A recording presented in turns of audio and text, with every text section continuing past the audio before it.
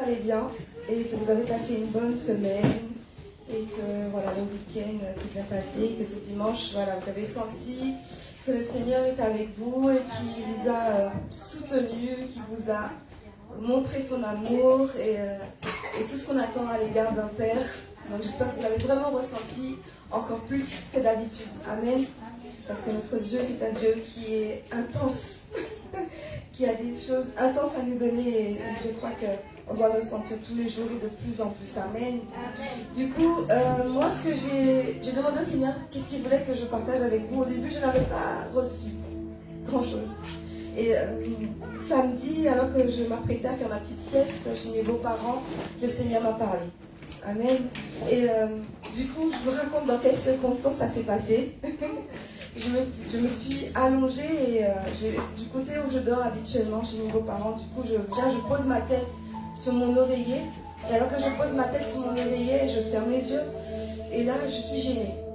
Je suis gênée parce qu'il y a quelque chose qui me gêne, mais je ne sais pas quoi. Du coup, je tourne la tête dans tous les sens.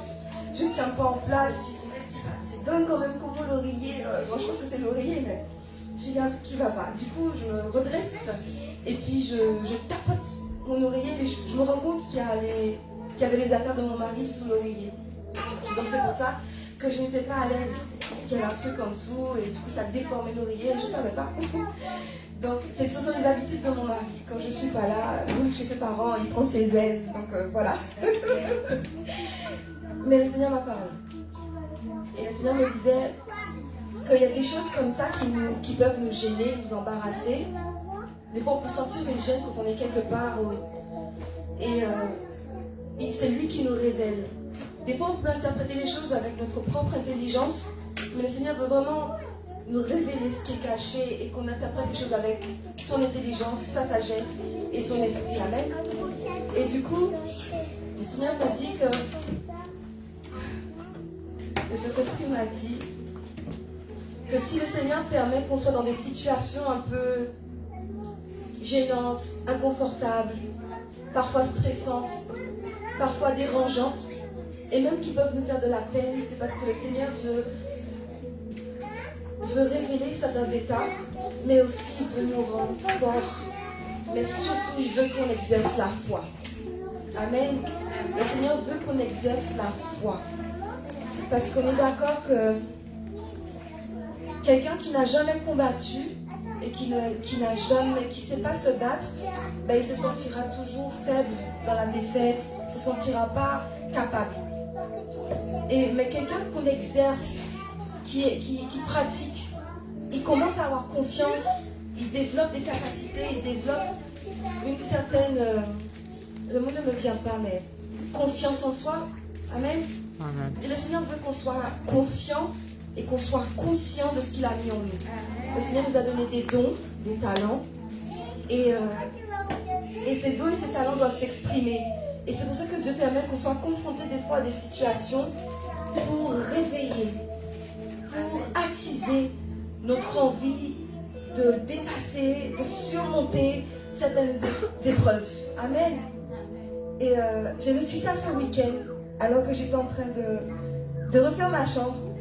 Je dis, Seigneur, comment ça se fait que tout le monde a l'esprit de créativité et pas moi? Je pensais que je n'en avais pas. Pour certaines choses, oui, mais pour d'autres pour chez moi, j'avais du mal, je me sentais comme limitée, bloquée. J'ai dit, Seigneur, mais c'est pas possible, je suis sûre que tu m'as donné quelque chose, mais pourquoi j'arrive pas? Et j'ai dit, mais en fait, c'est la configuration de la chambre et je commence à chercher des excuses. J'ai dit, Seigneur, si vraiment tu m'as donné un don au niveau de la créativité, s'il te plaît, permets que ça se manifeste. Je veux voir, je veux pouvoir exprimer ce côté de toi en moi. Et je suis partie nettoyer ma chambre. Et j'ai eu envie de déplacer mon lit. Donc j'ai déplacé mon lit, c'est la première chose que j'ai fait. Et ensuite j'ai eu envie de mettre des choses au mur. Donc du coup je dis, mais j'ai ça, j'ai un set de table, donc je vais mettre là. J'ai de la pâte à fixe, je vais mettre là. Mais ça va faire un gros trou, donc il faut que je comble les trous. Comment je vais faire? J'ai dit, ah non, faut que je crée mes propres sets de table. Donc du coup ce que j'ai fait, c'est que j'ai pris du fil, de la colle. Et j'ai pris du film alimentaire et j'ai collé à mon plat de tarte et j'ai fait la forme que je voulais, des petites formes. Et ça venait, l'inspiration venait. Et de plus en plus ça venait. J'étais comme submergée. Le Seigneur avait répondu à ma prière. J'ai demandé et il m'a répondu. Et j'ai demandé, il m'a répondu. Il m'a montré, oui, c'est en toi, c'est caché. C'est pas parce que tu ne le vois pas. C'est pas parce que tu ne pas encore manifesté. Ça veut dire que ce n'est pas là. C'est là. Mais demande. Demande. Et je bénis Dieu pour parce qu'il m'a répondu. J'étais tellement contente. J'étais contente. Je suis encore. J'ai dit, waouh. Je suis capable de faire ça, donc qu'est-ce que je ne serais pas capable de faire? Qu'est-ce qui pourra m'empêcher de faire de plus grandes choses encore? Et j'ai béni Dieu, j'ai dit merci au Seigneur, mon cœur était rempli de joie, j'ai dit merci papa, merci papa, merci papa, j'arrêtais pas de dire merci papa, tellement j'étais contente. Et c'est ce que je voulais partager avec vous aujourd'hui. Notre papa, il nous forme, et même si on est dans un environnement hostile, un environnement peut-être qui ne produit rien, mais nous, à l'intérieur de nous, oh, sa vie brûle. Sa vie de montagne, va sortir. Il veut que ça sorte. Et des fois, on pense qu'on n'a rien, mais on a beaucoup de choses à apporter aux gens autour de nous. Et on a beaucoup de choses à libérer dans l'atmosphère. On a tellement de choses à libérer que Dieu voudrait que ça sorte. Et ce matin, c'est avec cette parole-là que j'aimerais qu'on se lève, prier. Qu'on se lève pour proclamer sur Paris. Que les paroles que le Seigneur mettra dans votre cœur, les prières inexprimables, les choses, les soupirs inexprimables que le Seigneur fera sortir, jaillir de votre bouche. Amen. Alléluia. Oh oui, Seigneur, nous te disons merci, Papa. Merci parce que ce matin, alléluia, il t'a plu, oh Papa, de renouveler ta bonté, ton amour vis-à-vis de nous. Tu nous as convoqués, tu nous as réunis ce matin. Dans ta sainte présence. Tu étais déjà avec nous cette semaine. Oh, alléluia. Tu étais avec nous cette semaine, dans les bons comme les mauvais moments, Seigneur. Mais aujourd'hui, nous voulons t'apporter la louange qui t'est due, t'apporter la reconnaissance qui t'est due. Te dire que nous sommes tellement reconnaissants, mon Dieu. Nous sommes tellement contents d'être tes enfants. Nous sommes tellement contents de savoir qu'il y a un Dieu et un Père qui prend soin de nous et qui veille sur nous. Papa, non pour nous-mêmes, oh, mais parce que tu nous aimes, alléluia. Parce que tu nous aimes, mon Dieu.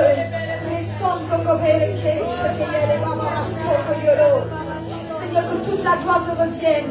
Nous désirons, Seigneur. Oh, que les personnes qui sont autour de nous, qui ne te connaissent pas, puissent goûter à ton amour, puissent goûter à ta bonté. Puisse vivre ce que nous vivons tous les jours, chaque seconde, chaque minute, l'intensité de ta présence. C'est tellement fort avec toi, c'est tellement fort d'être dans ta présence, Papa. Nous désirons que les personnes qui nous entourent, mon Dieu, puissent goûter à ta bonté, puissent goûter, alléluia, à ta présence, mon roi. Nous voici réunis ce matin, mon Dieu, pour t'apporter toute la louange et la reconnaissance de nos cœurs. Tu nous as fait du bien ce matin, tu nous fais du bien encore. Tu nous as fait du bien cette semaine, Papa, nous te louons, nous t'adorons, alléluia. Père Dieu très saint, merci Papa pour ta présence au milieu de nous. Reba sanda kayere bobo saka yereres. Shikeye baba baba yere soko yorororororo ses. Sheyera baba soko yorororororo ses. Yeyera soko yaba baba shiki yereres. Seigneur, nous voulons répondre en ce lieu, mon Dieu. L'atmosphère, mon Dieu. Alléluia, baba soko yororororo saka yereres. Alléluia, nous croyons que le ciel est dans notre cœur. Alléluia, sature ce lieu de ta présence, mon roi.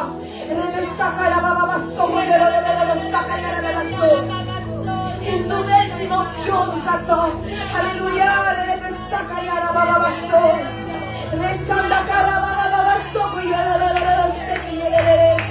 nous portons le regard vers l'avant, mon Dieu.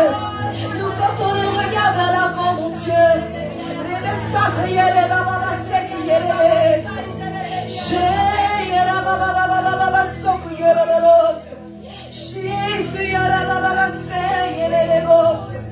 Oui, Seigneur, nous gardons les yeux fixés sur toi.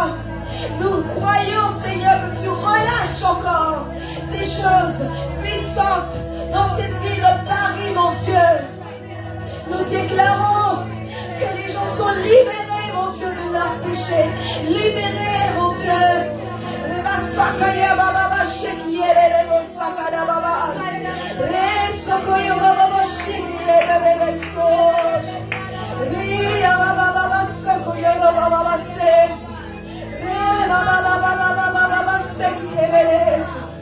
Oui, Seigneur, tu nous aimes tellement, Seigneur. Tu nous aimes tellement, Seigneur. Elle doit prendre conscience encore, Papa, à quel point tu nous aimes.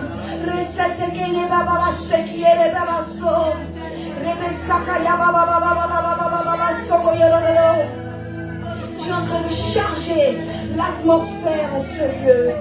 Tu es en train de charger l'atmosphère en ce lieu. Tu es en train de libérer les captifs, mon Dieu. Tu libères les opprimés, Papa. Tu rends libre, mon Dieu. Tu révèles qui tu es à ceux qui te cherchent.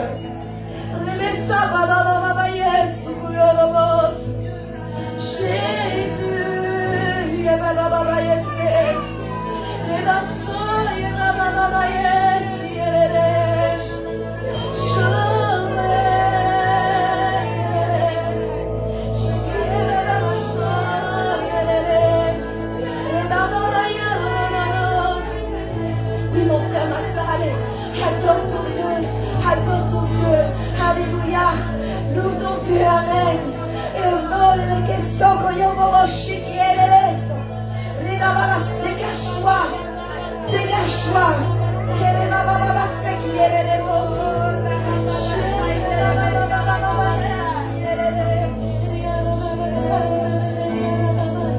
oh, Shaitara Baba Sandere Beriara Baba.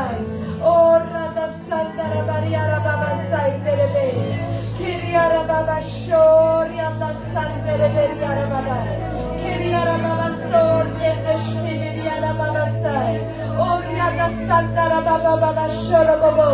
Oh, encore, pousse encore ce matin. Yababa Baba Soriende Shkiriara Baba. Oh, Shiriara Baba Baba Sai. Va au-delà de tes limites ce matin. Va au-delà de tes limites. Andara Maria Andara Sendere Beriara Baba. Oh Sheira Baba Sandere Beriara Baba. Oh Riada Sandere Beriara Baba So. Kiriara Baba Shaidara Baba Sai. Oh Riada Sandere Beriara Baba. Dere Kiriara Baba So. Riendere Sheidere Beriara Baba. Oh Riada Sandere Beriara Baba. Il est Dieu. Il est le roi, il est le Seigneur du Seigneur. Accueille-le comme il se doit ce matin. Oh, manifeste ce qu'il a mis à l'intérieur de toi ce matin. Exprime la joie, exprime l'allégresse, exprime l'odeur de Dieu ce matin. Oh, Riada Sandara Baba. Oh, prie, pose un cri ce matin. Dépasse, va plus loin, va dans les eaux profondes. Kyriara Baba Soria de l'Échec de l'Eliara Baba. Corrada Santa de l'Eliara Baba. Kyriara Baba Saïda de Baba Shoria de l'Eliara Baba. Kyriara Baba Saïda de l'Eliara Baba. Alléluia. Oh Saïda de Baba Sheida de l'Eliara Baba. Oh Riada Santa de l'Eliara Baba. Ce matin, frères et sœurs, nous sommes dans la maison de Dieu, amen. Et tu es le tabernacle mobile de Dieu, amen. Alléluia. Est-ce que tu peux dire, je suis le tabernacle mobile de Dieu?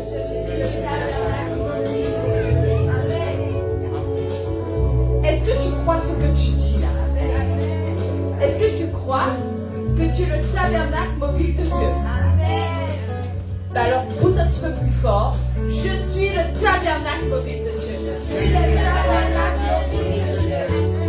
Frères et sœurs, quand tu es dans ton travail, hein, quand tu es dans ton travail, quand tu vas faire tes courses ou je ne sais quoi, est-ce que tu vas en ayant la tête baissée? Est-ce que tu vas en étant fatigué? Bon, des fois on est un peu fatigué, hein, mais malgré tout, est-ce que tu vas avec cet état de fatigue?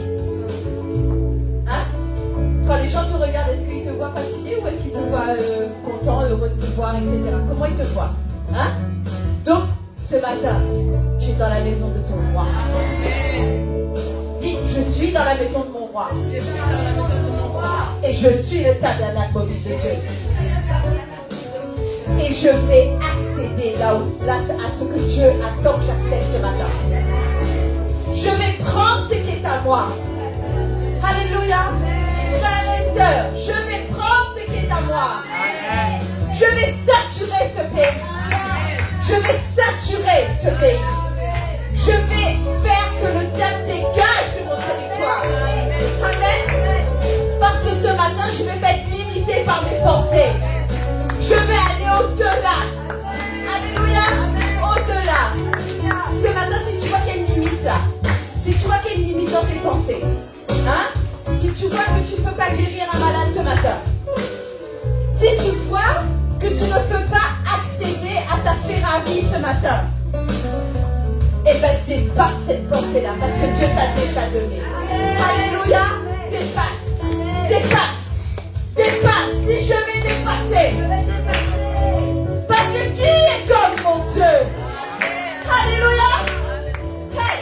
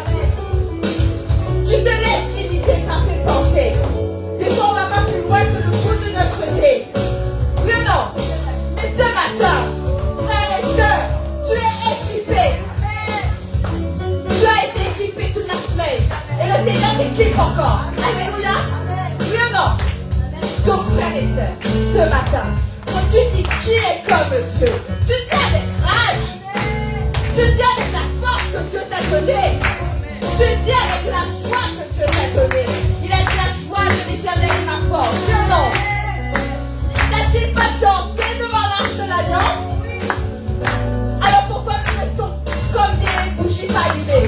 Non,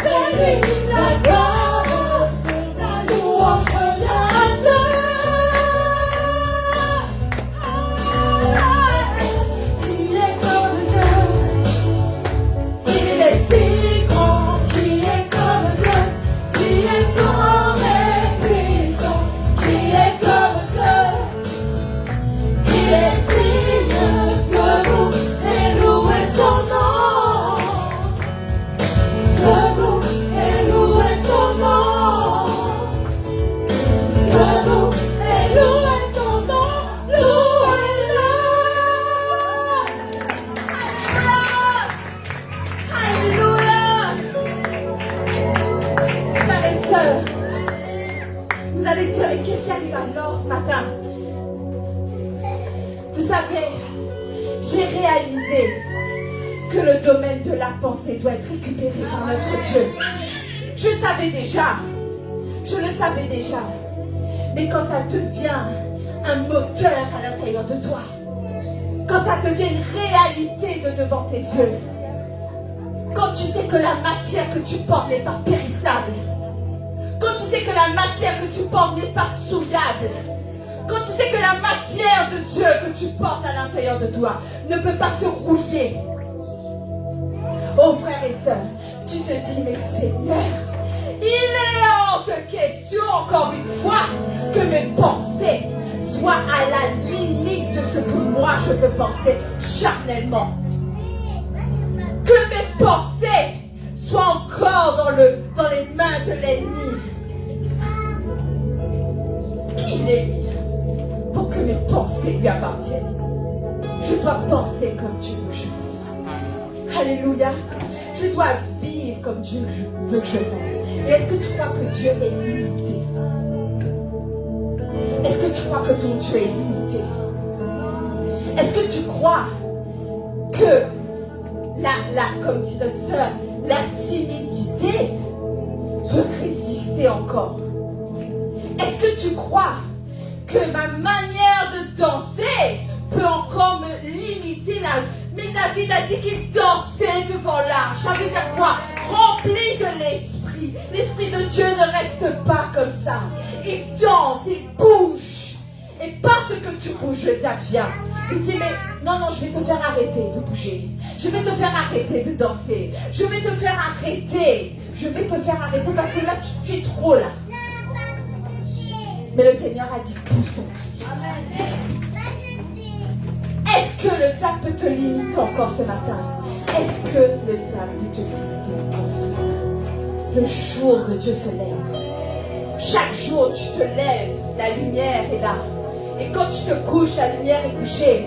Mais la vie de Dieu ne peut pas se coucher. Et ne peut pas s'éteindre à l'intérieur de toi. Parce que quand tu connais le Dieu que tu sers, tu dis, Seigneur, je veux être conforme à ce qui est dans ton cœur. Je veux être conforme à ce que tu dis que je sois. Et tu as dit que la lumière soit, pour que les ténèbres quittent mon territoire, pour que les ténèbres quittent mon territoire, pour que l'opposition quitte mon territoire, mais pour que l'abondance de Dieu vienne et abonde ma vie, abonde la personne que je suis. Oh, Jésus!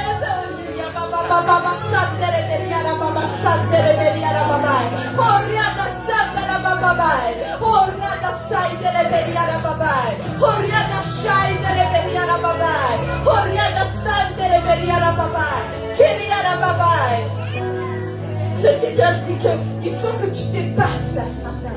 Dépasse.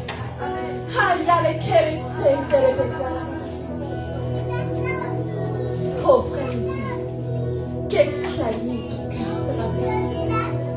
Qu'est-ce qui reflète sur ton visage ce matin? Qu'est-ce qui reflète ton visage ce matin? Oh frère et sœur, quand on te voit qui on est. Oh chacun.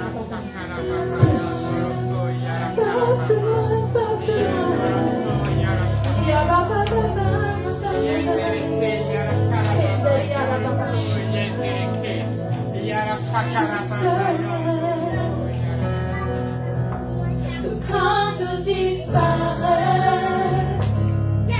à l'horizon jaillit le soleil, et nos cœurs sont transformés, le jour se lève. Nous t'offrons nos louanges, la parole qui sort de ta bouche éclaire nos sentiers, le jour se lève. Oh oui, tu vas le redire. Tu vas le redire. Alléluia. Frères et sœurs, je suis en train de te pousser. Parce que je sens ce que Dieu veut faire ce matin. Oui. Alléluia. Alléluia. Tu peux redire encore maintenant avec moi. Je suis le tabernacle mobile de Dieu. Et je suis là pour dépasser mes limites. Je veux voir ce que Dieu me montre. Et je veux être l'articulation de son bras. Je veux visionner comme Dieu veut que je vois. Dis-le, dis-le. Je veux visionner comme Dieu veut que je vois. Et si le diable vient pour limiter mes yeux et pour me faire convoiter ce que Dieu n'attend pas que je touche, et bien je lui dirai. Est-ce que tu es prêt à dire? Et je lui dirai, je suis fils de Dieu, fils de mon Père, et je ferai ce que Dieu me dit de faire. Alléluia! Alléluia! Alléluia! Hey!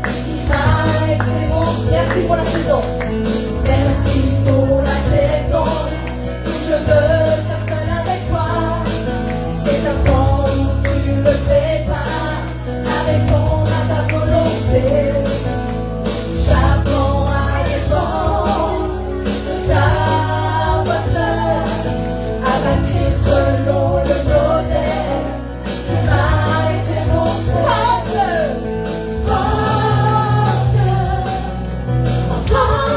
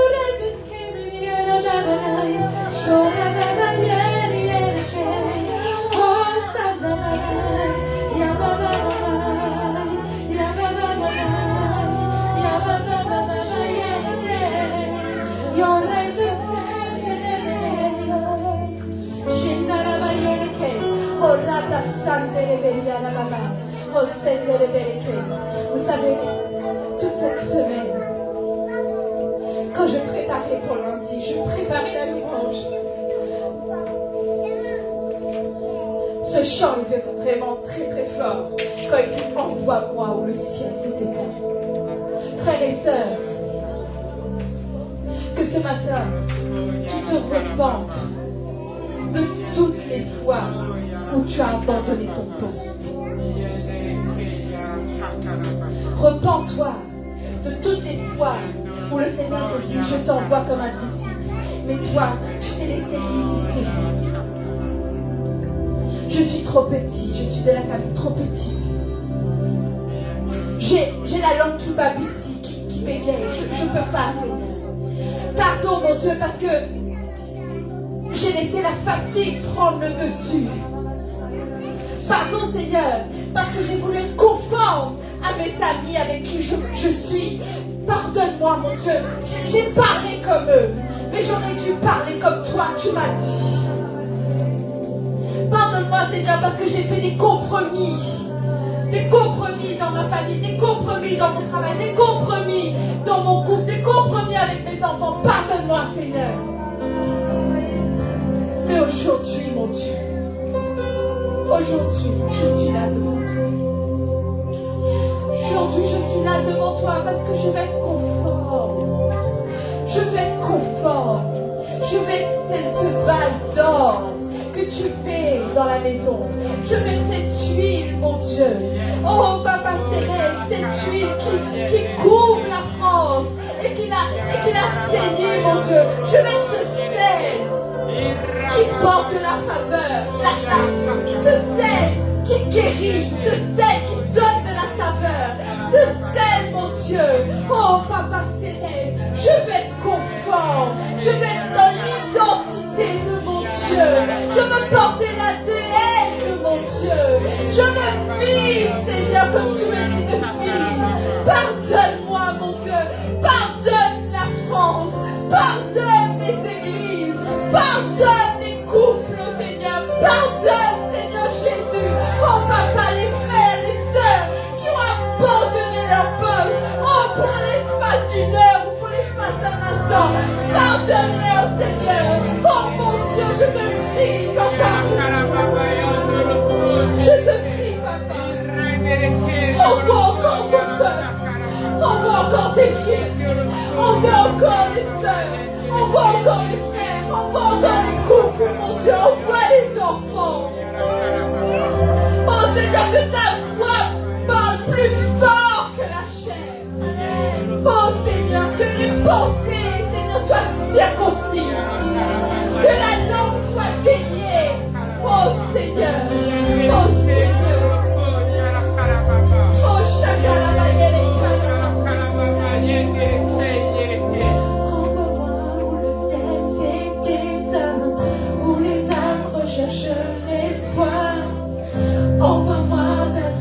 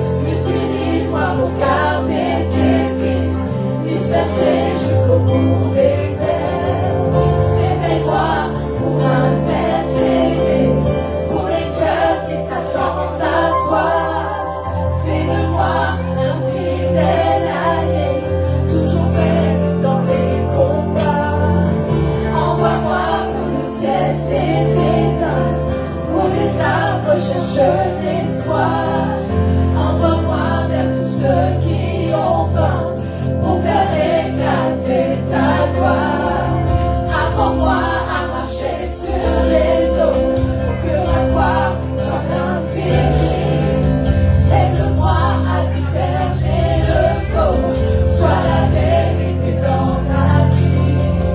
Enseigne-moi toute ta justice pour la répandre sur la terre entière.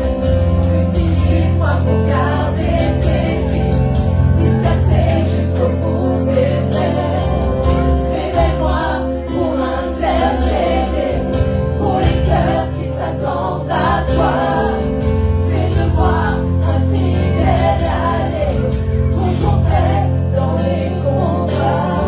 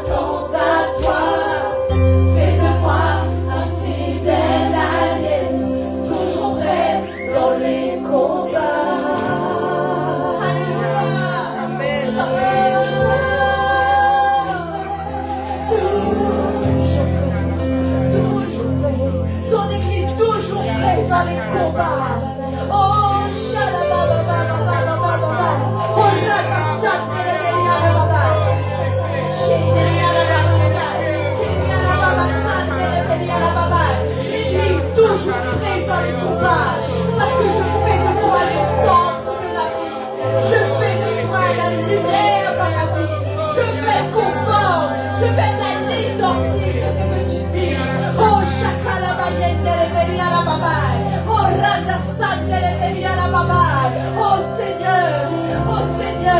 je veux protéger le trésor que tu as mis à l'intérieur de moi.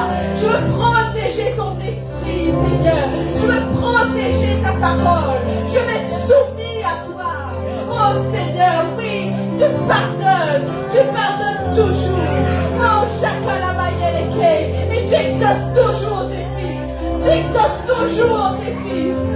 Oh Dieu, ce matin encore, Seigneur, nous voici.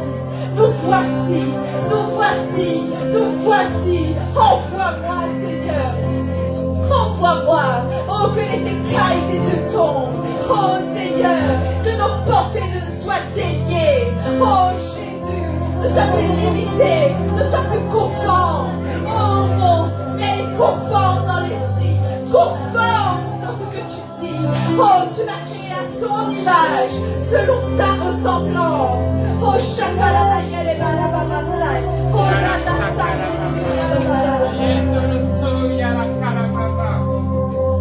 Jésus au cœur de la création.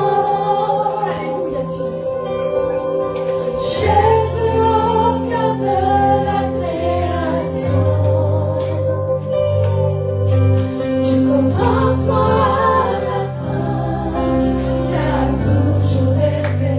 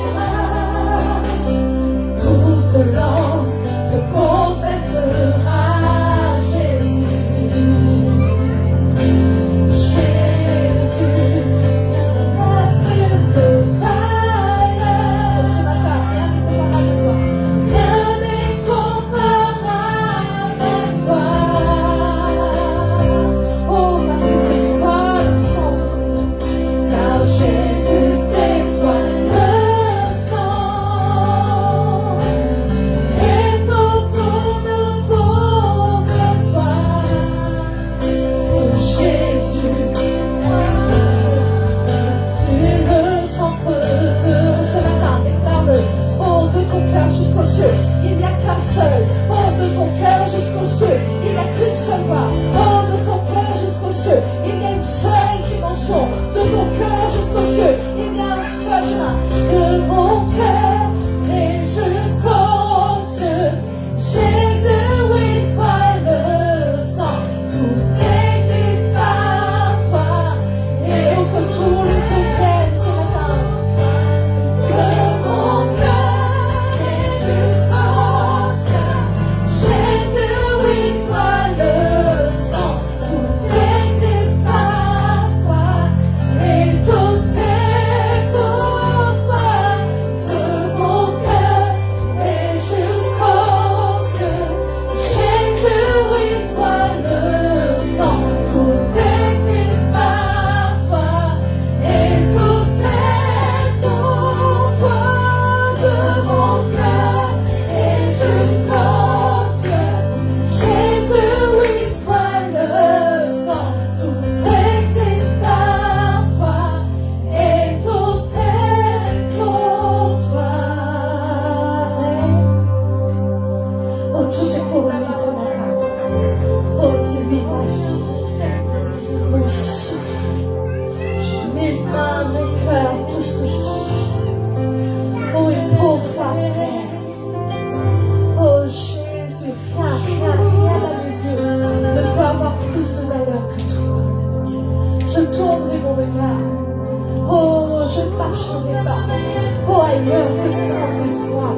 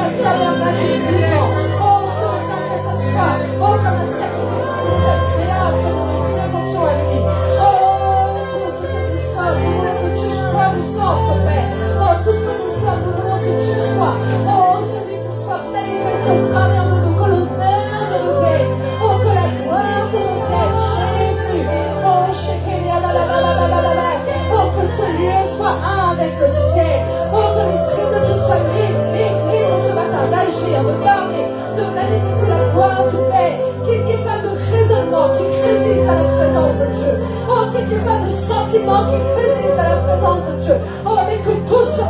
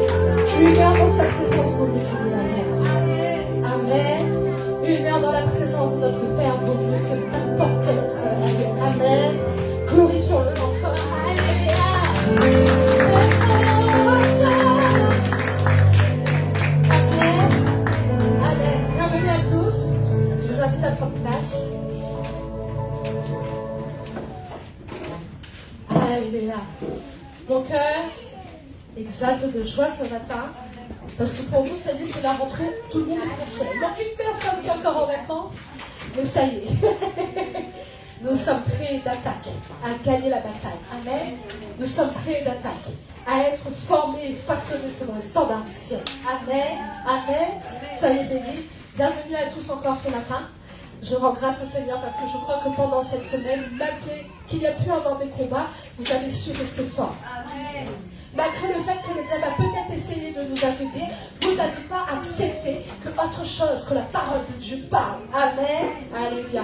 Et la sœur a dit quelque chose de tellement vrai, de tellement important. Il est temps de mettre le casque du Seigneur, de sécuriser nos pensées, de sécuriser ce qui tourne dans nos têtes. Il ne doit y avoir que la louange, il ne doit y avoir que l'adoration, il ne doit y avoir que la prière de notre Dieu, il ne doit y avoir que des actions de grâce dans notre Père. Amen. Sécuriser notre modèle de pensée. Alléluia. Amen. J'accueille dans un instant quand elle va revenir tous. C'est ça qui nous visite pour la première fois. Et notre soeur Dominique, qui est arrivée la semaine dernière et que j'ai oublié d'accueillir, et je m'en excuse. Sois la bienvenue parmi nous pendant ce voyage, que le Seigneur te bénisse, parce qu'elle est venue accomplir son rôle de mamie avec ses petits-enfants, et bien que le Seigneur te renouvelle tes forces, mais voilà. Alléluia. Donc, gloire à Dieu. Ce matin, la parole que j'ai à vous donner, c'est que ta volonté soit faite. Amen. Nous voulons que la volonté de notre Père soit faite. Nous voulons que ça soit lui qui dirige nos cœurs, notre vie, etc. Amen. Je vais commencer par le verset Matthieu, chapitre 12. Voilà, donc je disais 12, on t'accueille ce matin. 12. Sois la bienvenue. Que le Seigneur puisse te fortifier et que la gloire du Père rayonne dans ta vie et que chaque parole puisse augmenter encore la vie de l'Esprit en toi. Amen. On aura le temps de bien prendre notre fenêtre, etc. dans un instant. Alléluia. Matthieu, chapitre 12. Le point le plus important que le Seigneur m'a donné ce matin pour que ta volonté soit faite, c'est dans ce verset. Matthieu, chapitre 12, verset 46. Comme Jésus s'adressait encore à la foule, voici sa mère et ses frères qui étaient dehors cherchaient à lui parler. Incroyable, Jésus était en train de parler à la foule et la Bible dit que la mère de Jésus et les frères de Jésus étaient en dehors de ce qui était en train de se passer. Quelqu'un lui dit, voici ta mère, ton frère sont dehors, ils cherchent à te parler. Mais Jésus répondit à celui qui lui disait, qui est ma mère et qui sont mes frères? Puis, étendant la main vers ses disciples, il dit, voici ma mère et mes frères, car quiconque fait la volonté de mon Père qui est dans les cieux, celui-là est mon frère et ma sœur et ma mère. Amen. Je suis tenue en prière sur ce verset. Je vais vous donner les différents points que Dieu a mis à l'intérieur de mon cœur. Mais le premier point qui m'a bouleversée quand j'étais en train de prier pour que ta volonté soit faite, c'était la manière dont Dieu avait le désir profond de présenter la sainteté. Faire la volonté du Père. Lorsque nous sommes en train de marcher pour faire la volonté du Père, nous sommes en train de présenter au monde la sainteté. Pendant que j'étais en train de prier, et que je priais sur ce verset, je disais, mais Seigneur, qu'est-ce que ça veut dire que tu fais de nous, ton frère, ta soeur, ta mère? Ça veut dire ça. Et il y a beaucoup de choses à développer, parce que quand on fait partie de la même famille, nous sommes dans le même héritage, nous sommes dans la même dimension, nous sommes dans la même lignée, etc. etc. Je reviendrai là-dessus après. Mais pendant que je priais, le Seigneur m'a dit, mais quand tu deviens de ma lignée, parce que c'est ça, frère, soeur, quand tu deviens quelqu'un qui se tient dans ma lignée, tu présentes au monde ma sainteté. Amen. Est-ce que vous êtes avec moi? Et ce matin, la parole que j'ai à cœur de vous dire, c'est que le Seigneur nous appelle à faire sa volonté pour présenter au monde sa sainteté. Ne sommes-nous pas en train de parler de sa sainte parole? Ne sommes-nous pas en train de dire que nous portons son Saint-Esprit? Et l'image qui est venue dans mon cœur, c'est la manière dont nous allons nous approcher des gens pour leur présenter ce qui est pur, pour leur présenter ce qui est intact, pour leur présenter la gloire de notre Père, pour leur présenter ce qu'il y a de plus beau et de plus précieux. Et quand nous arrivons avec cette atmosphère-là, eh ben, les gens sont bouleversés par la sainteté de notre Dieu. Et je rends gloire à l'Éternel. Et ce matin, nous allons prendre la Sainte Seine parce que le sang de Jésus nous a rendus capables, comme nous l'avons entendu la semaine dernière. Le sang de Jésus nous a rendus capables de porter cette vie de sainteté, de porter cette parole sainte, de porter le Saint-Esprit et de présenter au monde cette sainteté. Et ce n'est pas ce que Jésus est en train de faire lorsqu'il est en train de parler à la foule. Est-ce qu'il était en train de donner des conseils seulement? Parce que des fois, nous utilisons la parole de Dieu un peu comme un conseil. Est-ce qu'il était en train de présenter un soutien moral? Mais il était en train de faire éclater la gloire du Père. Il était en train de faire éclater la sainteté du Père. Mon frère, ma soeur, ce matin, je suis tellement heureuse de te donner cette parole que de te dire que le Seigneur désire d'utiliser comme extension de sa sainteté, comme expression de sa sainteté, comme expression de la justice et de la gloire qu'il est. Et là, j'ai envie de te dire, plus que jamais, nous voulons marcher comme des hommes et des femmes qui allons faire sa volonté. Parce que ça, c'est plus précieux que tout. Est-ce que j'ai envie de négocier cette sainteté pour quoi que ce soit? Est-ce que j'ai envie de négocier cette sainteté pour une inspiration de ma chair, pour un désir de ma chair, une pensée qui est à l'intérieur de mon cœur? Mais il en est hors de question. Jésus n'a pas négocié une seule fois cette vie qu'il portait. Jésus n'a pas négocié une seule fois cette sainteté qu'il portait. Et même si c'était sa mère et ses frères qui se présentaient à lui. Vous aurez des situations, vous aurez des gens, vous aurez des circonstances qui viendront se présenter à vous pour vous retirer de là où vous êtes. C'est pas ce qui se passe. Comme Jésus s'adressait encore à la foule, voici sa mère et ses frères qui étaient dehors. Donc il y a des choses dans dehors. Il y a des choses extérieures. Il y a des choses qui ne font pas partie du royaume. Il y a des choses qui ne font pas partie du cœur de Dieu, qui vont essayer de s'approcher de toi et qui te seront rapportées. Cherchez à lui parler. Est-ce qu'il y a pas des situations qui cherchent à te parler? Est-ce qu'il n'y a pas des circonstances qui cherchent à te parler? Mon frère, ma soeur, notre point là, sur lequel on s'appuie, c'est de dire, il a investi en moi son Saint-Esprit. Il a investi en moi sa Saint. Ce que j'ai à l'intérieur de moi est plus précieux que l'or paysan. Ce que j'ai à l'intérieur de moi est plus précieux que toutes les choses. Le diable n'a pas dit à Jésus à un moment donné, regarde tous les royaumes là qui sont devant moi. Regarde là tout ce qui est là. Tout ça est à moi, prétentieux. Je te le donne si tu te prosternes devant moi. Jamais, Jésus, jamais je me prosternerai. Parce que ce que mon Père m'a donné est bien plus important que ce que toi tu peux m'offrir. Car précieusement. La Bible ne dit pas que Jésus veille sur nous comme à la prunelle de nos yeux. Là, je viens tout de suite mettre mon doigt dans ton œil. Tu laisserais faire? Oui ou non? Là, j'essaie. Même toi-même, tu n'arrives peut-être pas à mettre. Les gens qui portent des lentilles, peut-être ils arrivent plus ou moins. C'est un travail, ça. D'essayer de mettre son doigt dans son œil sans se blesser, quoi que ça. Mais tu gardes ton œil, mais tu gardes pas le dépôt. Dieu nous garde comme la prunelle de ses yeux, mais garde le dépôt précieusement. Garde la transmission que Dieu t'a donnée précieusement. Parce qu'il y aura, pendant que tu porteras et que tu exprimeras cette sainteté, et bien il y aura du dehors qui cherchera à te parler. On repart au verset 46, s'il te plaît. Sa mère, ses frères, et je disais vendredi soir que des fois le diable va essayer d'utiliser ce qui vient le plus dans ta proximité, ceux avec quoi tu es le plus proche. Ça peut être tes parents, ça peut être tes enfants, ça peut être... Il y a quelque chose avec lequel tu es très proche. Et le diable va essayer de passer, c'est pour ça qu'il a essayé de passer par un disciple, il n'a pas essayé de passer par qui que ce soit à l'extérieur parce que ça n'aurait pas fonctionné. Il va essayer de passer par ce qui est très proche pour essayer de t'amoindrir et t'affaiblir dans la manière dont tu portes cette vie de sainteté.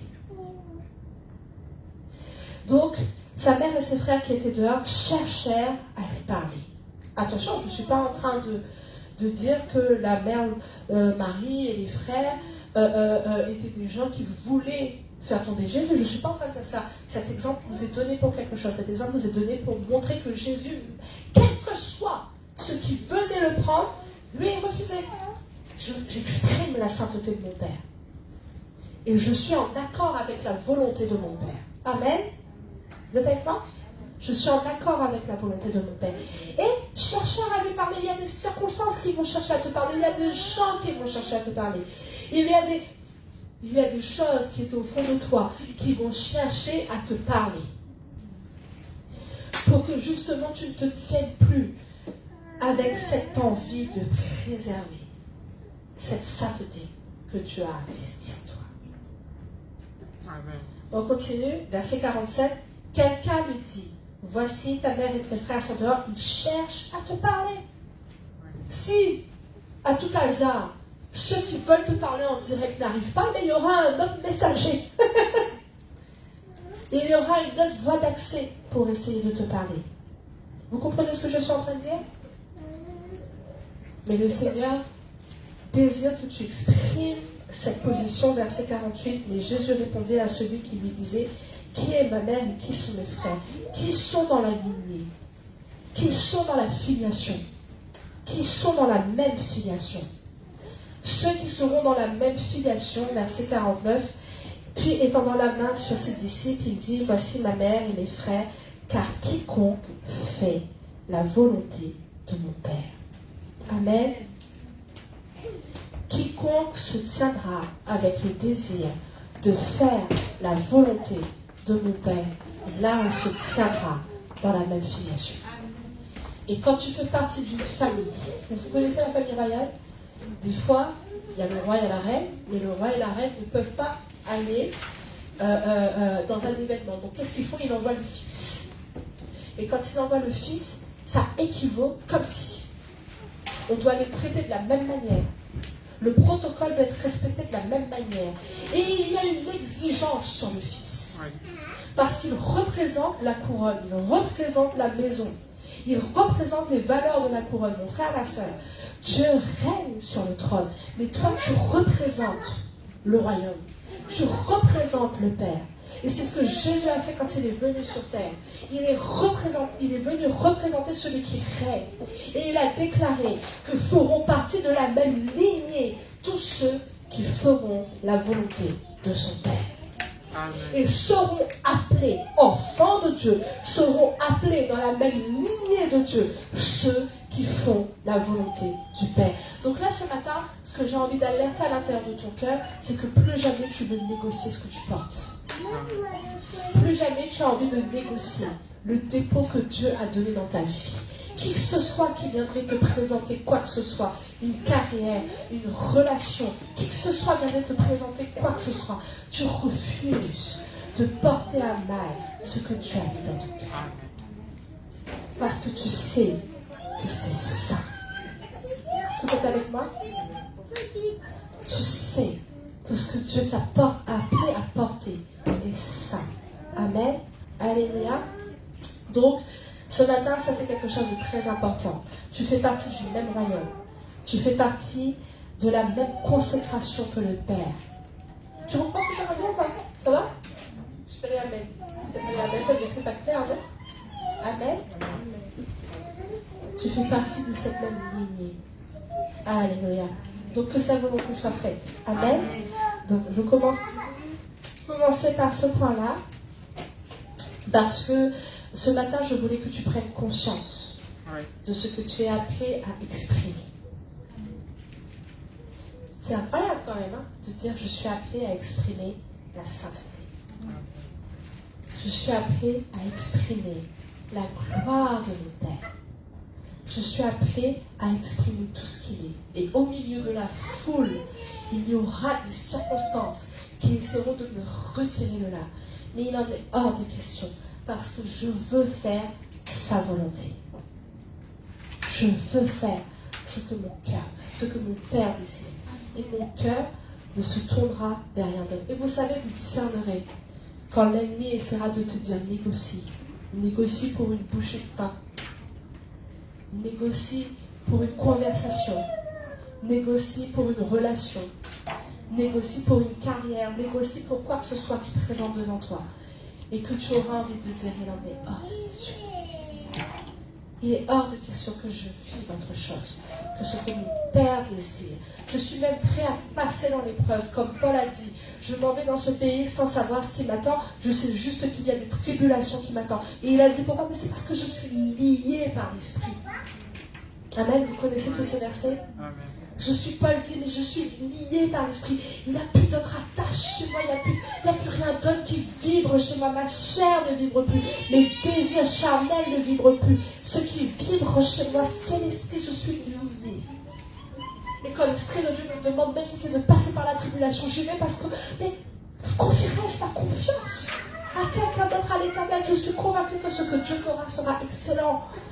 Alors j'accepte de passer par ce chemin parce que même si je ne sais pas ce qui m'attend devant, je sais que c'est Dieu qui me demande, alors j'oublie. Parce que la volonté de mon Père est plus importante que toute autre chose. Amen. Amen. La volonté de mon Père est plus importante que toute autre chose. Jean chapitre 6. Et qu'est-ce que veut notre Père? Jean, chapitre 6. J'ai une bonne nouvelle. Jean, chapitre 6, verset 40. La volonté de mon Père, c'est que quiconque voit le Fils et croit en lui ait la vie éternelle, et je le ressusciterai au dernier jour. Quelle est la volonté de notre Père? C'est que quiconque voit le Fils et croit en lui ait la vie éternelle, et je le ressusciterai au dernier jour. Donc le Père veut que tu puisses voir. Amen. Le Père désire que tu sois capable de voir celui qu'il est.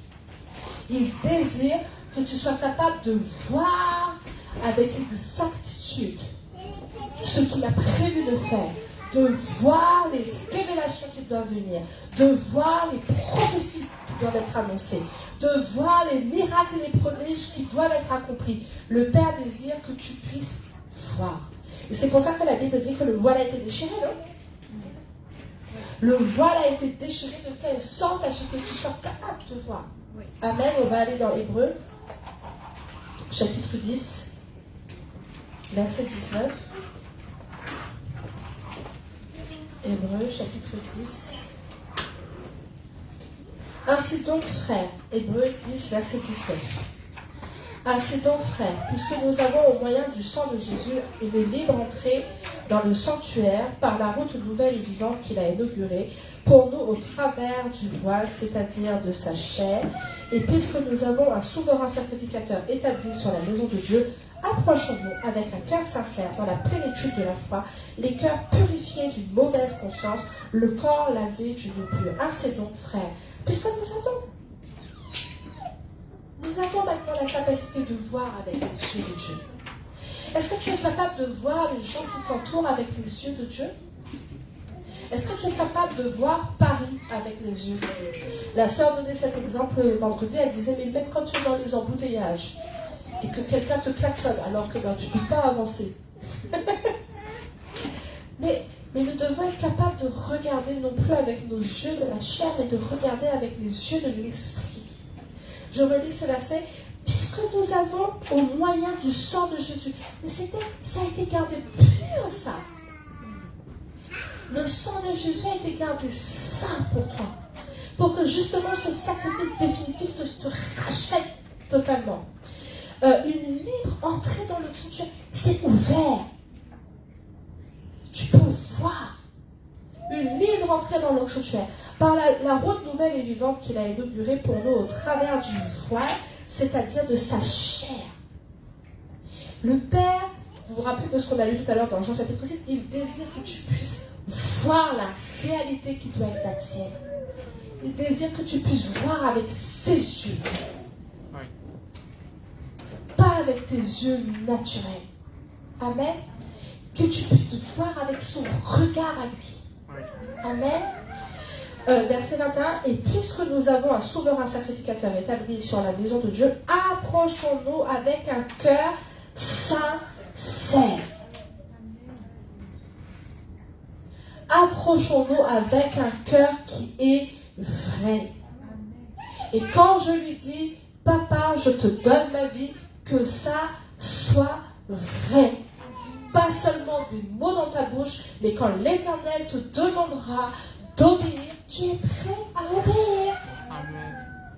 Quand l'Éternel te demandera de sacrifier, tu es prêt à sacrifier parce que tu as fait de lui ce qu'il y a de plus important chez toi. Tu as fait de lui ce qu'il y a de plus précieux chez toi et tu n'as pas envie de négocier au prix de quoi que ce soit. Le dépôt qu'il a mis dans ta vie, comme la sœur l'a dit, c'est dans l'épreuve qu'on voit la qualité de tes pensées, de ta position, parce que Job, on lui a enlevé tous les biens matériels, on lui a enlevé sa maison, on lui a enlevé sa santé, mais à aucun moment il n'a voulu négocier sa relation avec le Père, parce que c'était ça ce qu'il y avait de plus précieux, c'était ça qu'il y avait le plus de valeur pour lui. L'argent n'avait pas la valeur que la présence de Dieu, les biens de ce monde n'avaient pas la valeur que la présence de Dieu, les relations qu'il avait autour de lui n'avaient pas la valeur que la présence de Dieu avait dans son cœur, le dépôt saint de l'Éternel.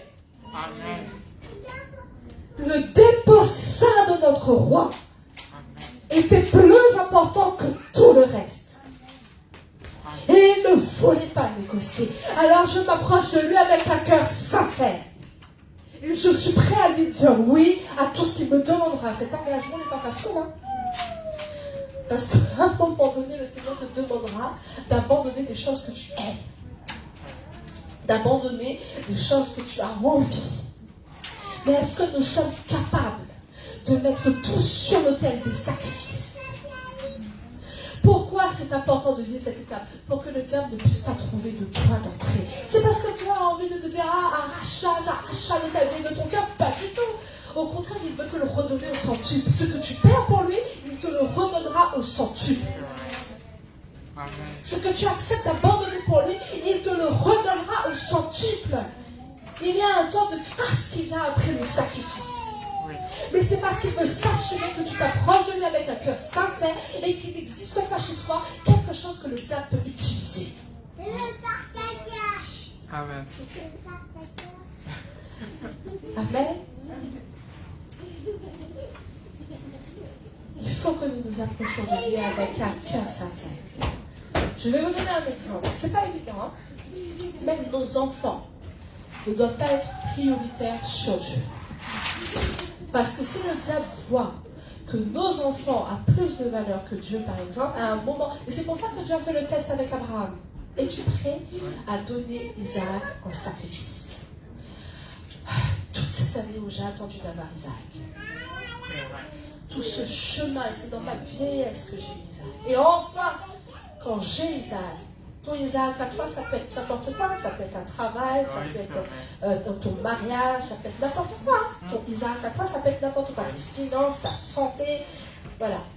Quand enfin j'ai mon Isaac, après tous les combats, après toutes les attentes, après tout ce qui s'est passé, tu me demandes, j'ai pu profiter de mon Isaac très peu de temps, ce n'était qu'un enfant, quelques années. Tu me demandes de l'emmener en sacrifice. Et tout humain normal, qu'est-ce qu'il ferait? Il négocierait avec l'Éternel, s'il te plaît. Prends quelqu'un d'autre. Tout humain normal négocierait avec papa, s'il te plaît. Et Jésus a connu ça. Hein? Père, si seulement tu pouvais éloigner de moi, on verra ça tout à l'heure, s'il y a le temps. Père, éloigne de moi cette coupe. Mais j'ai pas envie de me fier à ce que je ressens. J'ai pas envie de me fier à ce que le naturel a envie de me faire faire. J'ai envie de faire ta volonté. Est-ce que vous comprenez ce que je suis en train de dire? Vous êtes avec moi là? Tout ce temps à espérer Isaac, et là tu me le demandes en sacrifice. Peut-être plutôt, si tu veux, je te donne tous mes moutons. Si tu veux, je peux même te donner ma femme. N'a pas vu de négociation. Abraham avait connu ce que c'était la négociation avant, quand il a créé Ismaël dans sa vie. Ne commettra pas cette erreur une deuxième fois. Je me demande, quel que soit le prix que ça me coûte, que ta volonté soit faite. Et parce que Dieu voulait lui enlever Isaac? Non. Dieu voulait s'assurer qu'il n'existe pas chez Abraham une position qui serait pareille, où Dieu n'est pas la priorité. Et c'est pour ça que, en cours de chemin, quand Isaac comprend qu'il y a un problème, c'est pas. Normalement, quand on va faire un sacrifice, c'est un sacrifice, hein. Il est où le sacrifice? Pas de mouton, pas de pigeon, il n'y a rien là.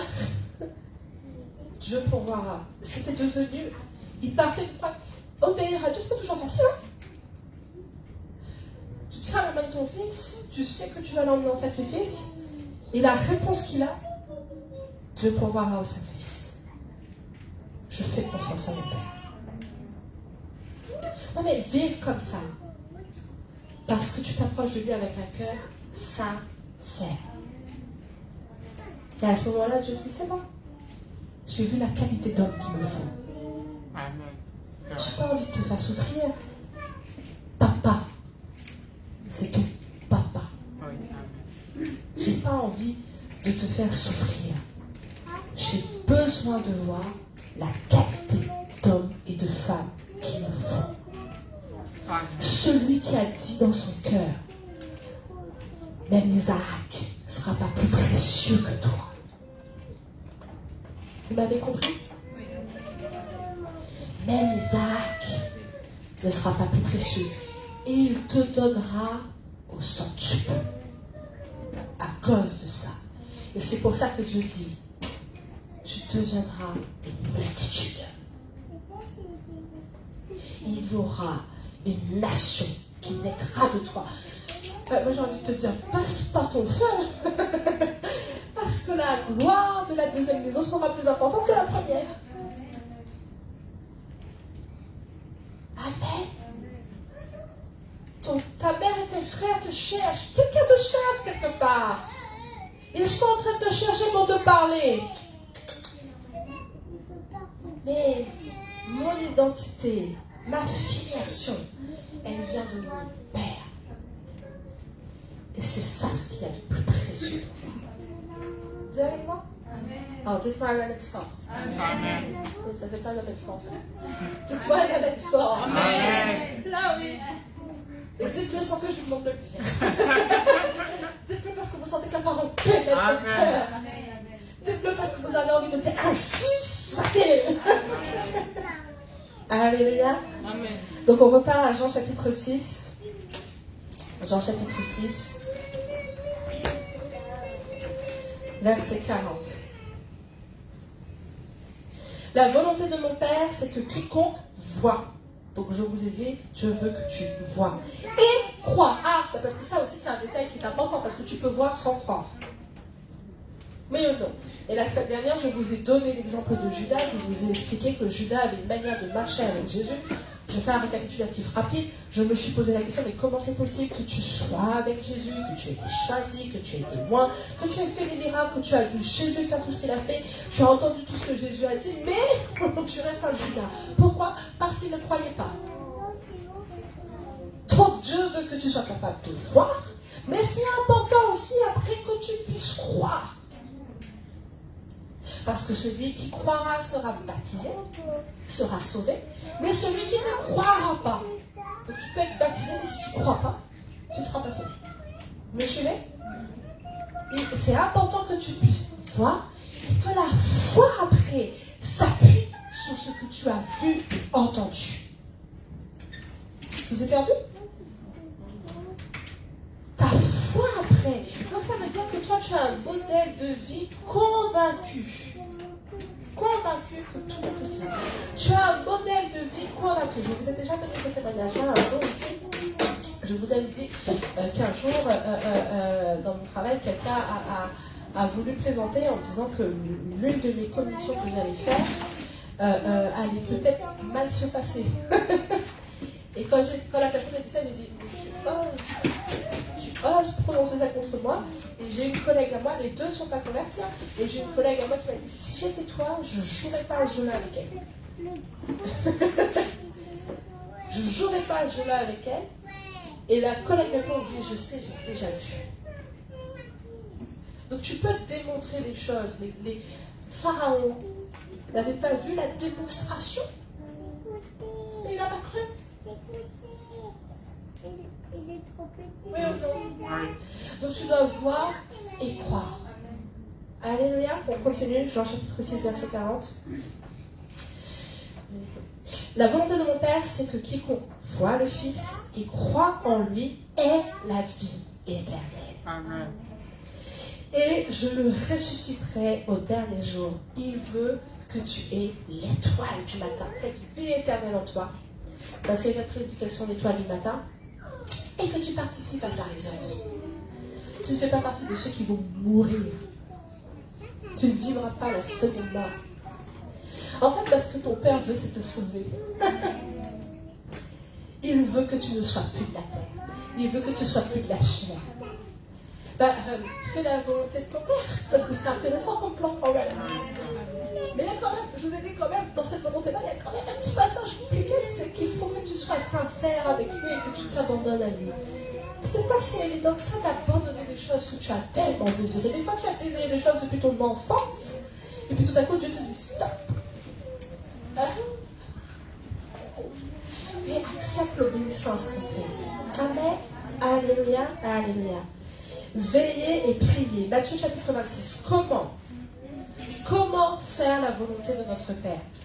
Tout ça, faire la volonté du Père, tout est inscrit dans la parole de Dieu. Matthieu chapitre 26. Matthieu chapitre 26, verset 40.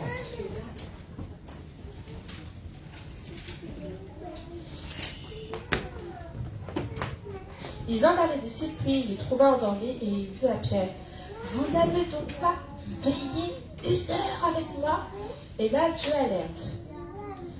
Parce qu'à ce moment-là, le combat à l'intérieur de son corps, de son cœur avait commencé, parce qu'il avait commencé à se livrer. Il s'était livré. Il n'avait pas commencé, il s'était livré. Le temps était venu pour Jésus d'aller à la croix. Et il y avait cette résonance qui peut exister chez nous et que nous devons dépasser. Je sais que Dieu me demande quelque chose, mais c'est un peu trop dur. Je sais que le Seigneur me demande une position, mais c'est trop de combat. Je sais que le Seigneur m'appelle, mais il va y avoir des gens qui vont m'attraper, qui vont me clouer, qui vont me taper, qui vont mettre une couronne sur ma tête. Enfin, je veux dire... Donc tu commences à avoir dans ton cœur le désir de dire, si par exemple il ne peut pas y avoir un autre plan. Mais c'est pour ça que je te dis, Jésus a connu ce que tu ressens. Jésus a connu ce que tu peux vivre des fois. Jésus a connu des fois ce désir que tu as de dire, allez, je vais passer à un autre plan, plus simple. Je vais passer à un autre chemin, un peu plus simple, avec un peu moins de combat, un peu moins d'épines, un peu moins de clous, un peu moins de croix. Il a connu, ce conflit qu'il pouvait y avoir. Et il t'explique comment faire. Pour ne pas te laisser attirer par autre chose que la volonté du Père. C'est écrit là, on vient de le lire. Matthieu chapitre 26, verset 40.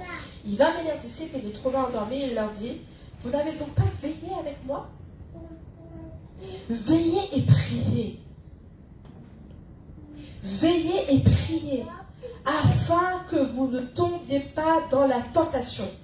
L'esprit est bien disposé. Ici, tout le monde a un esprit bien disposé, mais c'est quoi le problème? Mais la chair est faible.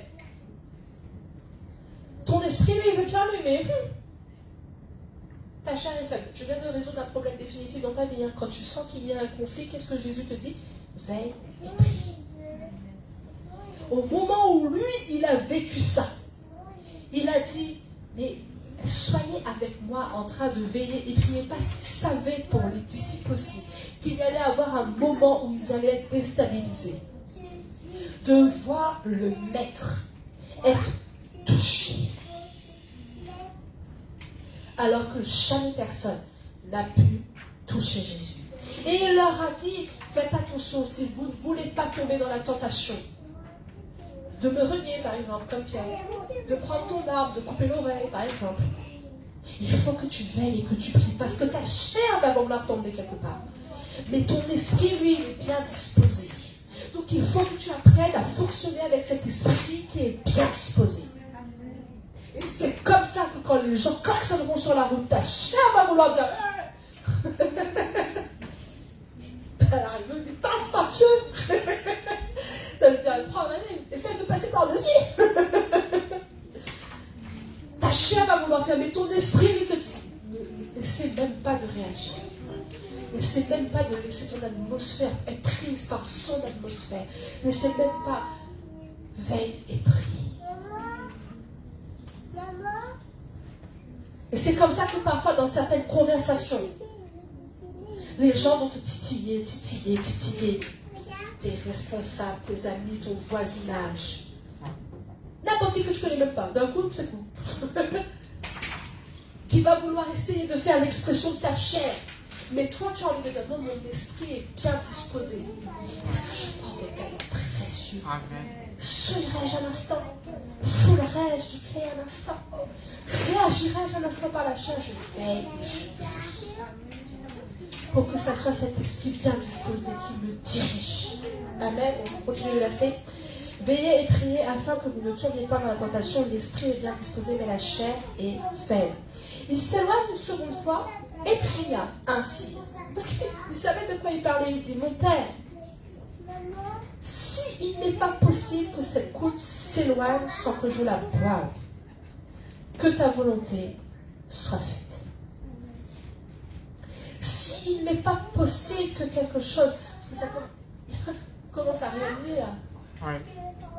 c'est une coupe que je dois boire, mais c'est pas une coupe douce, hein. Mais pour pouvoir dépasser ce qui est serré, de le freiner, qu'est-ce que Jésus a fait pour pouvoir dépasser ce qui pourrait essayer de te freiner pour que sa volonté soit faite? Qu'est-ce qu'il faut que tu fasses? Tu veilles et tu pries devant ton Père. Ouais. Tu veilles et tu pries pour que cet esprit qui est bien disposé soit celui qui décide. Pour que cet esprit qui est bien disposé soit celui qui prenne le contrôle. Que cet esprit qui est bien disposé soit celui qui tranche et pas ta chair. Donc qu'est-ce qu'on continue?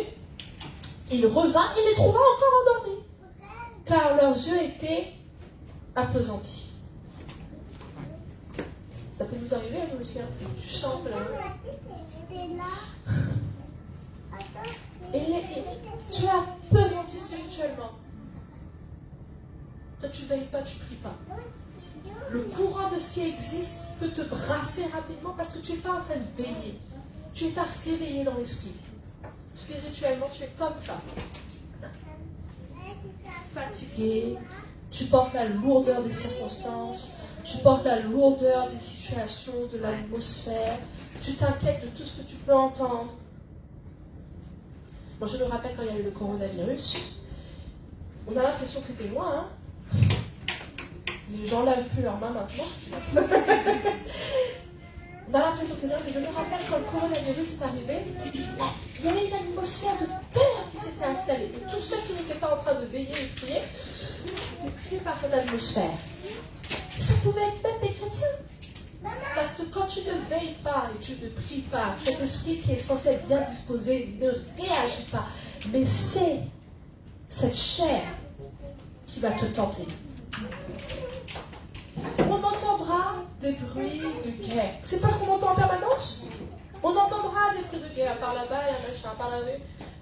C'est pas ce qu'on fait. On entendra des bruits de guerre. Mais est-ce que tu n'entends que ça? Est-ce que tu entends en ce moment ce que le Père est en train de dire?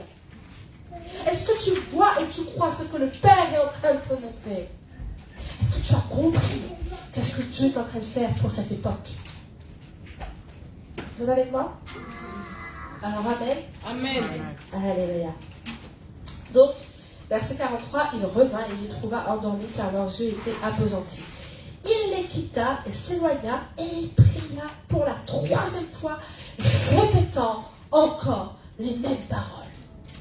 Il lui a fallu par 3 fois. Si Jésus lui-même a dû aller 3 heures alors, hein, parce qu'il leur a dit, n'avez-vous pas pu veiller avec moi 1 heure? Il repart pour 1 heure. Il revient, il les trouve endormis. Il repart pour 1 heure.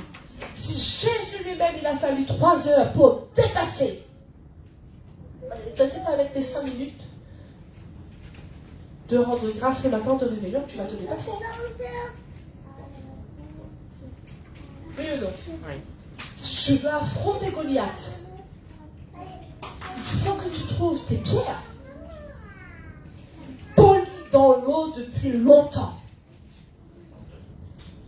Pierre, ce qui est le roc, ce qui est solide, ce qui est petit mais précis, qui a été brassé dans la parole et dans la présence de Dieu depuis longtemps.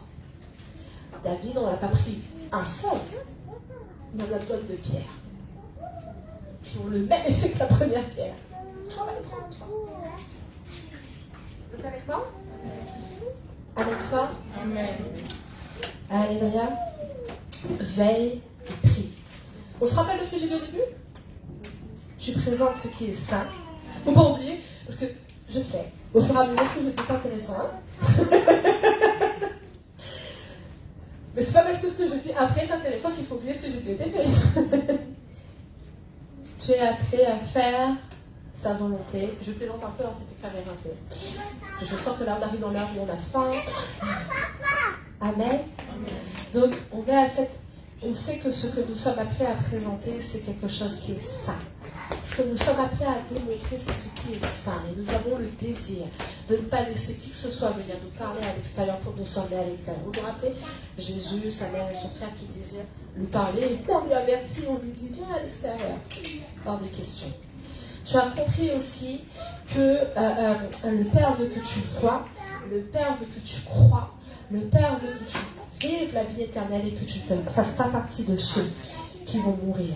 Mais tu sais que ta chair et la tentation peuvent venir devant toi et qu'il est hors de question que tu restes dans cette zone de doute. Et ça, c'est comment? C'est parce que tu veilles et tu pries.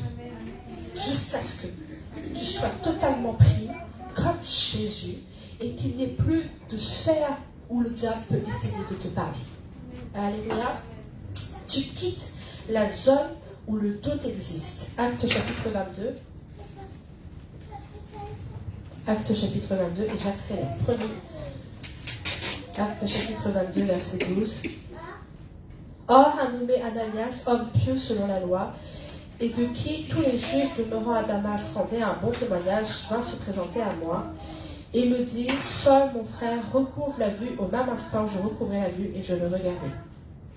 Or, un homme nommé Ananias, pieux selon la loi. Pourtant, la Bible dit que quand Dieu est venu parler à Ananias pour lui dire, il y a un homme là-bas qui s'appelle Paul, il faut que tu ailles le voir. Ananias dit, alors là, ça va pas le faire. Parce que Paul est connu pour être intransigeant dans la loi et il prend les gens comme moi et il les met en prison. Donc ça veut dire quoi? Ça veut dire que tu peux rester dans une vallée du doute. C'est le jardin de Gethsémani, ça. La vallée du doute et de la négociation. Parce que les informations que tu connais, qui sont vraies, sont plus fortes que ce que tu entends de la bouche de Dieu lui-même. Dieu te dit, va voir Paul. Et tu te dis, pas possible. Parce que, seul le garce à l'époque, pas possible. Parce qu'il est connu pour quelqu'un qui prend des gens comme moi et qui les met en prison. Il est intransigeant, il est le plus strict dans sa manière de faire les choses. Et c'est Dieu qui te dit. Tu as besoin d'une meilleure garantie? Ben oui, j'aimerais bien avoir une hypothèque. Comme avec les banques, quand tu fais quelque chose, tu as besoin d'avoir une garantie, n'est-ce pas? Tu mets en place des assurances, etc. Ben là, avec Dieu, tu n'as pas besoin de tout ça, c'est Dieu. Dieu te parle, tu dis, non, mais j'ai besoin d'une garantie, d'une assurance, d'une hypothèque. Parce que là, tu me dis d'aller voir sur les cartes. Tu dis, et tu peux être pieux dans la loi. Si tu apprends pas l'obéissance et la confiance dans la parole de Dieu, tu restes dans une vallée de doute. Le jardin de Gethsémani. Sors de cette zone-là. Amen. Alléluia. Matthieu chapitre 6, verset 10. Tu vis le ciel ouvert qu'on a chanté ce matin. Le chant qu'on a chanté là, ce sont des paroles prophétiques. Hein. C'est pas juste un moment pour être bien dans la présence de Dieu, ce sont des paroles prophétiques. Pour que tu vives la réalité de Dieu. Que ton règne vienne, que ta volonté soit faite. Comment? Tel de mon cœur et jusqu'aux cieux. L'atmosphère qui est devant le trône, ton atmosphère à toi, il n'y en a qu'un seul. Il n'y a pas l'atmosphère glorieuse de Dieu dans l'église et l'atmosphère insupportable que tu vis dans ta maison. Oui ou non, Papa Fred disait ça. Et puis le problème, c'est que les chrétiens sont forts le dimanche dans l'église. Pourquoi? Parce que nous sommes tous ensemble. La louange est en train de t'entraîner, le pasteur est en train de t'entraîner. Et quand tu pars sur le terrain de bataille, ah ben là, d'un coup, c'est plus la même atmosphère. Tu rentres peut-être chez toi, il y a des situations qui t'attendent, dans ton travail, il y a des choses qui t'attendent, sur la route, il y a des choses qui t'attendent, dans ton voisinage, il y a des choses qui t'attendent. Mais non, que ton rêve vienne, que ta volonté soit faite sur la terre comme dans le ciel. Il n'y a qu'une seule atmosphère pour toi. Il n'y a qu'une seule atmosphère que tu emmènes avec toi et que tu installes là où tu es. Amen. Matthieu chapitre 21, verset 28, j'accélère. Matthieu chapitre 21, verset 28, tu acceptes de répondre à l'appel. Ça, c'est un long passage, je vais vous le résumer. Matthieu chapitre 21, verset 28.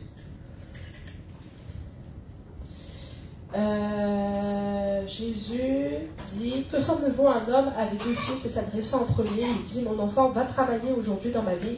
Et il répondit, je ne veux pas. Ensuite il se répandit et il alla. Là, le deuxième exemple qui est donné, c'est qu'il dit à un enfant dans la vigne, va travailler ma vigne. Et le deuxième dit, oui, mais il ne part pas. Il dit, mais lequel des deux a fait la volonté de mon père? Et ils répondent tous, mais c'est celui qui, malgré le fait qu'il a dit non, à la fin il a fini par obéir et il est allé travailler la vigne. Amen. Tu acceptes de répondre à l'appel du Père. Tu peux avoir un non au départ qui vient dans ton cœur, parce que pour une raison X ou Y, tu te sens pas plus. Moi, au départ, quand on m'a dit, la prophétie, dans la métropole, vous allez avoir une église à Paris, je dis, on va essayer de trouver une église dans laquelle on va s'imbriquer, hein, ce sera plus simple. On essaie de trouver des alternatives au départ. À un moment donné, le Seigneur te coince dans un coin, tu dis, alors maintenant, qu'est-ce que tu fais? Et à ce moment-là, quand tu te coinces dans un coin, tu sais qu'il n'y a que 2 alternatives possibles. Soit tu obéis et tu dis ce qui est juste, soit tu prends un autre chemin, et sur ce chemin-là, attention.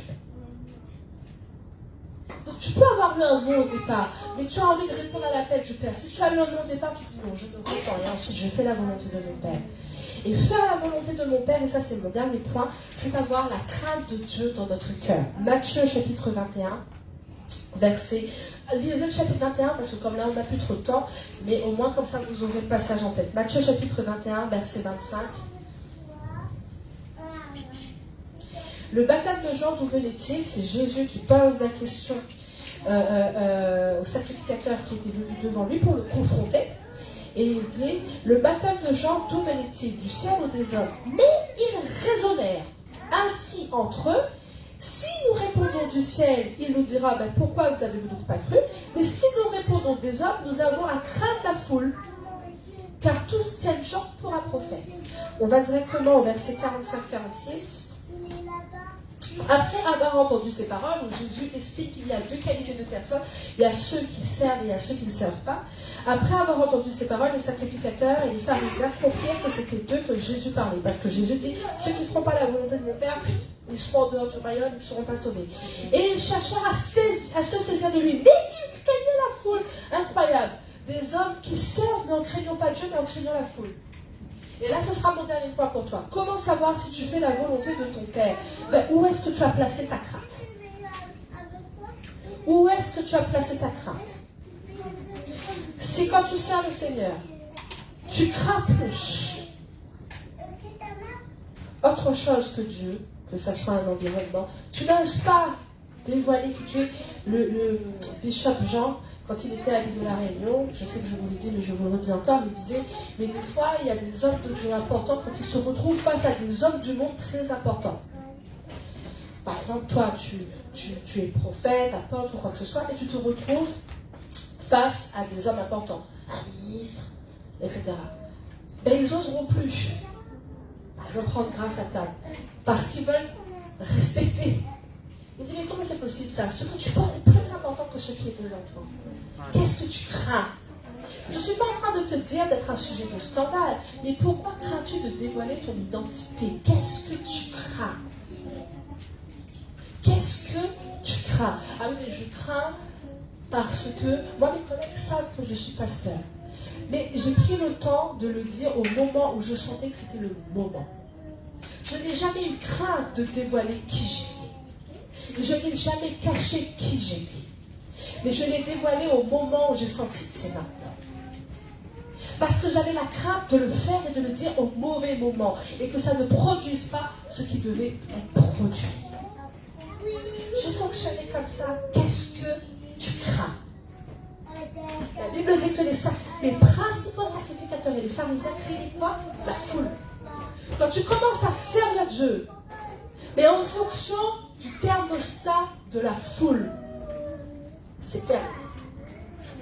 Quand tu commences à servir Dieu en fonction du thermostat des circonstances, c'est terminé. Amen. Que ta volonté soit faite. Amen. Amen. Rempli de joie. Amen. Amen. Rempli de force. Amen. Amen. Tu sens que la personne va continuer sa semaine. Amen. Alléluia. Je vous invite à vous lever et on va prier sur ces paroles. On va prendre la scène.